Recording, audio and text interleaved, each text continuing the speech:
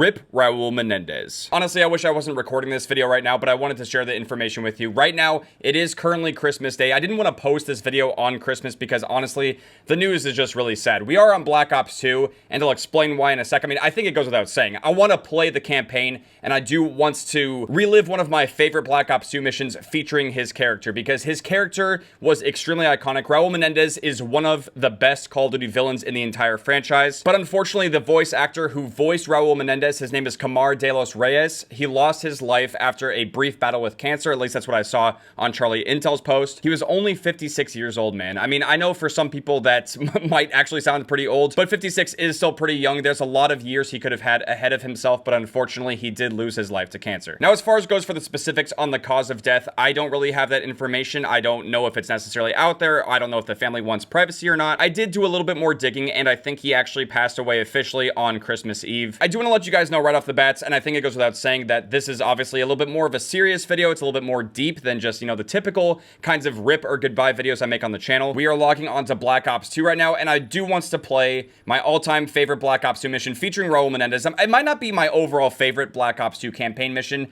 but this one, I think goes without saying, is one of the most iconic that features Raul Menendez, and I think you guys know which mission that is. I believe it's this mission right here called Time and Fate. It takes place in 1986. I think it's been a couple of years since I've gone back and replayed the Black Ops 2 campaign, but this is one of the best Call of Duty campaigns we've ever had. Obviously, in this video, I'm not going to be getting into heavy spoiler territory, and I'm not going to reveal anything that happens to Raul Menendez, but what is really interesting is that since this game has multiple endings, different outcomes based off of the choices that you make, sorry about that. I was going to say, though, that there's different endings, and that does impact what happens to Raul Menendez in the game. Unfortunately, with Black Ops 3, it didn't really follow up the story properly. I know there's technically a canon ending to Black Ops 2, and that kind of transitions into Black Ops 3, and that's probably why we're going to be getting a Black Ops 2 sequel at some point. At least that's what the leaks and rumors are saying. I don't really care about the class. We'll just go ahead and play the mission. And here... Oh, okay, well, that's not Raul. What took you so long? Oh. So the boss is back in town. Now go get that fuck Menendez. He blames your dad for killing his sister. He also blames Woods. And now he's coming for you.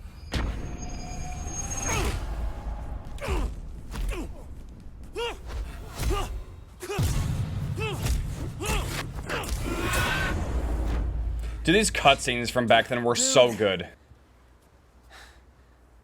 I think Menendez is going down. I keep seeing these flashes. The night my father died when I was a kid. Why now? Oh, fuck it. I just didn't hit you hard enough. All right, look, Woods gave us all the pieces. We just gotta put them together.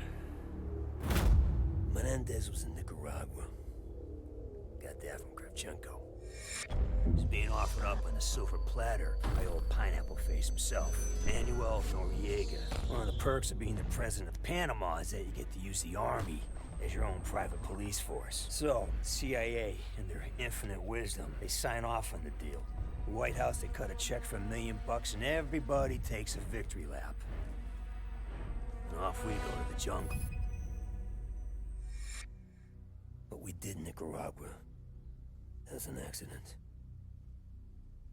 We don't target civilians. Dude, I really miss this old style of, like, the cutscenes and stuff. It was so good. Here we go, though. Time and Fate. We're in Nicaragua. This mission is just incredible. Let's smoke this bastard.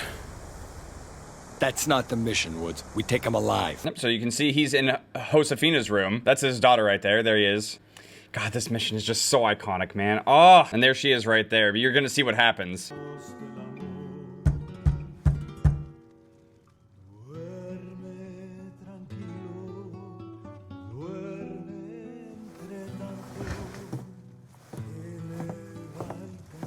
¿Cuántas veces te lo tengo que decir que no me moleste? ¿Qué carajo?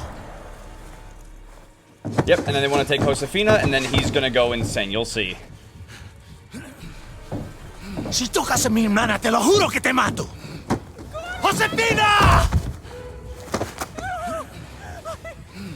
Este es un monstruo. ¡Animal! Yep, and he goes insane, dude. Look at this. This mission is just so intense, man. Oh, and then try to knock him out. There he goes. This has got to be like one of the most intense missions in a Call of Duty game, just because of the pure adrenaline that's going through his body right now. I mean, he just goes berserk right. Oh my. Look at, we got a, ooh. Die. We basically go through this insane rampage. You get the Spas 12, you got the adrenaline pumping. He basically can't be stopped. Like, look, we're being shot right now. He doesn't even care. I know it's on recruit, but, oh, let's not actually lose. But you have an unlimited ammo Spas 12 that also basically reloads instantaneously. It's just, this mission's crazy, man. You can use this axe. Hold up. There we go. Boom! Throws the axe at him. I feel like it was really to just demonstrate how over the top his character could get if he was seeking revenge. It's just so insane. In Black Ops 2, Raul Menendez's character, I feel like was kind of written to be similar to Makarov. I think what's really different about villains in Call of Duty campaigns nowadays is they don't really go out and do stuff like this. They're not really in the fields. They're not really doing anything. You know, like General Shepard in Modern Warfare 2 and 3 is mostly behind a desk or getting captured. Then you have Raul Menendez here, who is just an absolute beast. Even the original Makarov wasn't just hiding. Like, he was out there committing war crimes. It's just how it's been, man. Like, the Call of Duty villains, they haven't really hit the same. They haven't, like, had these insane over-the-top moments. He's having, like, all these flashbacks to Josefina, and it, like, just fuels him even more. Like, he just wants to keep going. Ow. Stop it. We can't be stopped. All must die. I think we made it to the door. There you go. Oh. Oh. Yeah. Hudson's got him. The grenade. Oh, this is what messes up his face right here, dude. He tried to, like, dive onto the grenade, and instead he took the shrapnel to his face. Menendez's sister Josefina died in the blast? Who threw the grenade? I had no idea she was there, David. I just saw Menendez and I lost my shit. Frank, you don't lose your shit. What the fuck did Menendez do to you in Angola? Menendez, he wanted to know what the CIA had on him. He tortured my men in front of me. If that was Woods right there. Dude, this was so intense. One by one, I watched my team die, then he dumped us in a tin can and locked the door. Left me in there for weeks. So yeah, the next time I saw Menendez, I lost my shit. What the fuck would you do? It's insane. Like, you could see Woods wanting revenge on Menendez is what really kind of started all of this. It all spiraled out of control, and now Menendez wants revenge on, you know, Woods and his team. Who's the girl? Doesn't matter. She's not a target. Probably just a whore.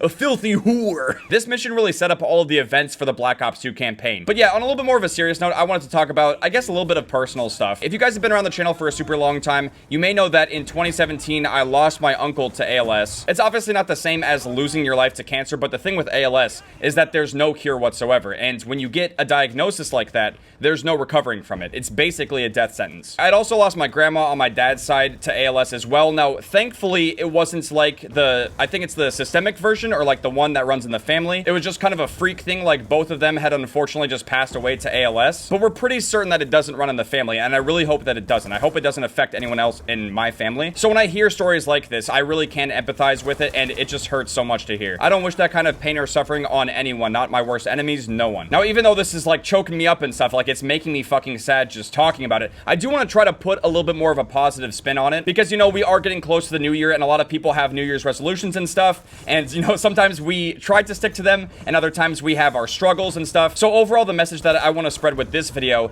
is that regardless of what's going on in our lives, whether we're trying to lose weight or something, or if we're battling some kind of sickness or disease, or if we're just trying to get healthy, you know, I died to a grenade. Oh, man. I didn't even see the grenade indicator. But regardless of whatever is going on in our lives, I think one thing that we can try to do is just have the best possible mindset. Try to stay as positive as you can, and just know that every single time you're going through something, whether it's, you know, stress, dealing with some kind of grief or loss, whatever it might be, we always have our own choice. We always have the power to make the best possible decisions, whatever it might be. We all have our struggles. We all have our vices in life, but we also have the power to make our own decisions. And sometimes I feel like we do lose track. We lose sight of things choices, and sometimes we forget how powerful our own decision making can be. I'll give you guys a prime example, and it's a personal example as well. But with Modern Warfare 3 releasing and posting daily and stuff like that, I've obviously been a little bit more stressed than usual, and I feel like the way that I typically cope with stuff like that is eating poorly. I put on a good chunk of weight around this time, and I do plan to lose it, and I most likely will, because I've kind of always gone through this over the years. Whenever it's like winter time or there's a new COD coming out, I tend to, you know, like order food out a lot more often and stuff. I'm not making the best choices when it comes to what I'm eating, and I'm really trying to be better about that. I hope that by sharing this with you guys and talking about it, we can kind of share our experiences together, because I know that everyone deals with stress differently, but that's just how I tend to deal with stress,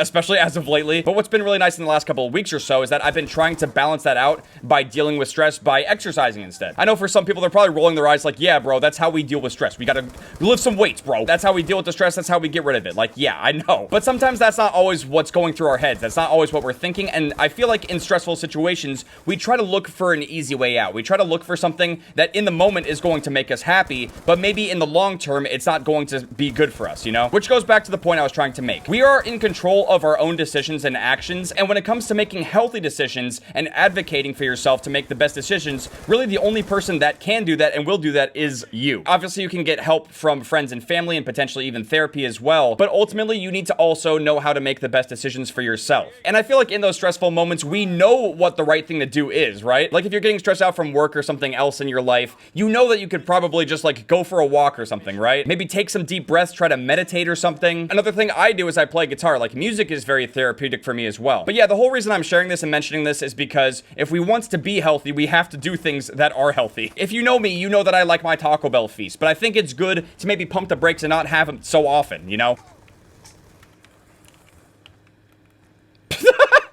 Did this guy just die in a T-pose? Oh my god. Just like fell right off the balcony.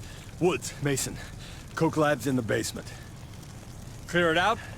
Grab any intel relating to the Menendez cartel. If you capture him, you bring him to me.